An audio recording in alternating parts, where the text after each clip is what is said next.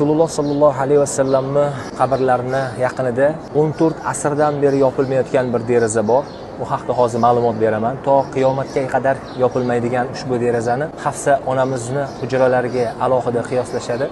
Buni tarixi shunday bo'lganki, Rasululloh sallallohu alayhi vasallam vafot etganlaridan keyin Hafsa roziyallohu anha o'zlarining suyuklilari adibimiz Rasululloh sallallohu alayhi vasallamni qo'msab, har doim mana shu derazadan ularning qabrlariga tikilib, termilib, mehr bilan qarab turar ekanlar. Yillar o'tib masjid hududi kengaygandan keyin ularning otalari Umar ibn Hattob roziyallohu anhu Hafsa onamizdan bir necha marotaba hujrani masjid hududiga olishni ruxsat so'raganlarida Hafsa roziyallohu anhu qanday bo'lishidan qat'iy nazar masjid hududiga tutashgan mana shu hujramdagi deraza hech qachon yopilmasligi kerak deb shart qo'yganlar va bu shartlari to qiyomatga qadar bajariladigan amallardan biri bo'lgan. Men hozir o'sha derazani sizlarga ko'rsataman.